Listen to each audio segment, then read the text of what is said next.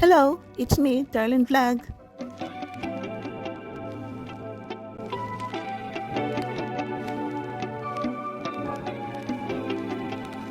Mga katandims, kalingap ka Jomcar. Mag-shoutout muna tayo bago tayo mag-reaction. Siyempre, shoutout natin si Kuya Val, si atin na Kalingap Rap. Mga kasama natin na mga reactor sa Kalipa, Karaba, shoutout. Siyempre, shoutout natin si Jomar at si Carla at sa lahat na manonood ng mga vlog ng Team Kalingap. Nanonood ng aking video, siyempre shoutout sa Jomcar community. So, dito na po tayo, no? Kung naalala po ninyo na, marami ng issue talaga sa dalawa, parang, iwan ko kung aalis na ba yan kasi nagpaalam na daw itong dalaga ang magulang niya. Pero siya, parang, doon ko nagpaalam kasi parang may naririnig tayo na pag-usapan din ito sa Karaba na parang may nag-comment daw siya sa isang video or vlog, nag-comment daw siya na ang sabi daw niya na kasi kung mababash daw siya, ang sagot daw niya is handa na daw siya na mabash. No? Parang pinaghandaan niya ata. So, naalala po natin, itong na-issue din itong about sa sobre, may na-issue ditong bahay nila, no? Yung pinagawang kwarto, inayos, na-issue na. Ito nga, di ba, kung naalala nyo si Kuya Val, no? Panorin po niya ang live ni Kuya Val na para bang in-issue itong simento na 2 sako na yun nga sabi ni Kuya Val na wala naman daw binigay ito ang sponsor ng LD, no? Wala daw binigay, no? Sinabi nga parang yun nga talaga, binasa dyan, mention nga ni Kuya Val, yung mga sponsor nagbigay ng magkano, 10,000, 5,000, puntahan po niyo sa live ni Kuya Val, nandoon po sinabi niya, at wala daw LD na pangalan doon, kasi parang nababanggit ng nanay itong dalaga na parang may binigay daw na simento, kaya sumama ang loob ni Kuya Val kasi itong nanay is kung saan na siya pumupunta ng mga live, nagko-comment sa mga anti-kalingap, no? Dati nga nagko-comment sila sa Karaba. So nakikita natin yung mga comment nila, no? Tapos yung ngayon na pumunta sila sa anti-kalingap na legit naman daw yung channel. Sabi naman ng iba, hindi daw legit. So iwan ko ano ba ang totoo. So parang mga comment yun na paninira na meron daw sila papasabugin, binabalahura daw sila, kung ano-anong para daw inaapi sila, kung ano-anong sinasabi nila sa pumupunta sila sa mga live ng mga anti-kalingap, which is kung naalala ninyo, na-reactionan din ito na ibang mga reactors, no? Sa Karaba, na-reactionan ni Sangkay, na-reactionan ni Bopil, ni Marzano, ito si Kuya Val, si Kuya Chulay, marami na po ang nag-reaction dito sa mga screenshot na lumalabas dahil nga po kumakalat na, dahil ito talagang mga panatiko, mga active sa social media, nasusundan nila si nanay na iniis-is nila kung anong mga comment, no. So dito nga, no, si Kuya Bal na nung sabihin niya na kung naalala niyo kanina umaga, sinabi niya na pag umulit na, no, parang na warningan, final warning si nanay ng dalaga na pag umulit niya sa paninira, talagang ipapabarangay niya, no. Ang sabi naman niya pag umulit, hindi niya sinabi na ipapabarangay kita bukas. Ang sinabi lang niya, pag umulit ay ipapabarangay kita kasi sobra na ang paninira mo. Ang sabi pa ni Kuya Val, na itong 2 sako, di ba sinabi ni Kuya Val sa live niya kahapon na wala pong nabigay si Leo D, no, na cash, no.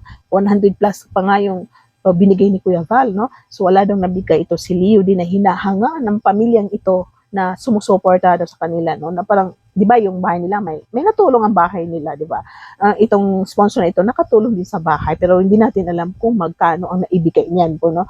So, dito nga po na, parang bang sinusumbat yung 2 sako ng simento, kaya sabi ni Kuya Val, grabe, tama naman, no? Bahay naman nila yung ginamitan. Buti kung ang 2 sako is dinala ni Kuya Val sa ibang beneficiary, hindi naman dinala ni Kuya Val sa bahay niya, hindi naman dinala ni Kuya Val para ibigay sa ibang bahay, kundi ginamit sa bahay niya. Pero ang totoo talaga is wala daw 2 simento, no? Kasi wala daw talaga, wala. So kung meron man, gagamitin naman yan sa bahay nila. Gagamitin naman yan sa silid ng dalaga na pina-repair. Ang nakakatuwa din po kasi sabi rin ni Kuya Val, kahit tayo na-observe natin na more than 1 year or 1 year na itong bahay nila na tumutulo, hindi man lang napaayos ng sponsor na yan na LD o itong boss na lumabas na si Mr. Iking parang gano'n, no? So 1 year na, bakit hindi napaayos, no? Bakit noon pa? So ngayon na pinaayos ni Kuya Val, malaki ang nagasto, Coos nagbigay, Julia Pauni, DPB, marami pa po ang nagbigay para ipaayos ang kwarto na yan, saka pa nagkuda na mayroon daw na ibigay ito itong sponsor na ito at sinusumbat ang 2 simento.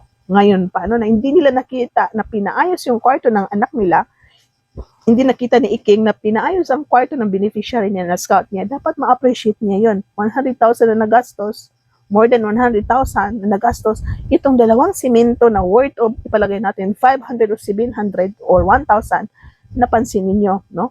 So, pangit po talaga. So, yun nga po, dahil sa issue na yan, no, sa simento na yan, itong nanay po is pumupunta kung saan-saan, nagko-comment kung ano-anong paninira sa Kalingap. So, ang nangyari po nung kanina umaga, si Kuya Val is nag-live, sabi niya, pag hindi ka na huminto, ipapabarangay kita. Talagang, ito na dadali niya sa Boom Radio ang issue na yan. Hindi lang sa YouTube, kasi sa pag-Boom Radio, sa Facebook, maraming makakapanood at siyempre maririnig sa DAIT, sa Camsor or sa Camnorty ang issue na yan na mablablog ni Kuya Val, kasi radyo na yan, so maraming makarinig.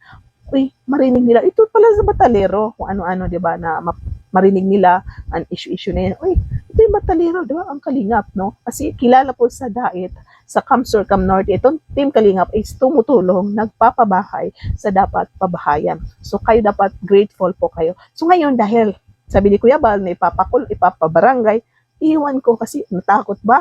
Kasi bakit noon hindi siya nagsabi na hindi po ako nagko-comment. Ngayon lang siya nag-post na shout out daw sa gumagamit ng account niya. Ngayon pa siya nag-post, hindi noong isang araw, hindi kahapon, no? Hindi kagabi, kundi kanina after mag-live ni Kuya Val. So, meron tayo papakinig, no, kay Bopil ito. Shoutout kay Bopil. Subscribe po ninyo. Gagamitin natin ang video ni Bopil. Paparinig ko po sa inyo. Yan po, ha. Pwede nyo puntan si Bopil or ang live ni Kuya Val. Na-reaction nanto ni July. Na-reaction din ni Bopil ang live po ni Kuya Val. So, ito nga po, no. Na sila ay may topic. Wala pa ang issue. Ato po dito. Sa Dumano.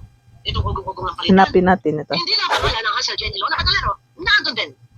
Beyonce. So itong channel ang sinasabi ni ni Bopil kasi nga po parang ang iba kasi sabi nila hindi daw ang nanay yan kasi may letter daw na mali. Doon sa isang channel daw is merong H or kano bang mali doon, no? So alam natin na ito si Bopil is nanonood lagi, parang nasusubaybayan ang channel na yan. So baka memorize na ni Bopil yung channel na nagko-comment noon sa Karaba, nagko-comment kay Kuya Val at nagko-comment sa Antay-Kalingap. Baka may similarity kaya ito nagagalit si Bopil. At ito nga po, no, na nag-shoutout sabi nga ito nga po, no.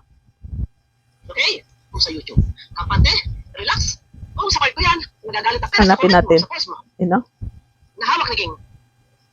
Relax, kampante. Pakinggan muna natin.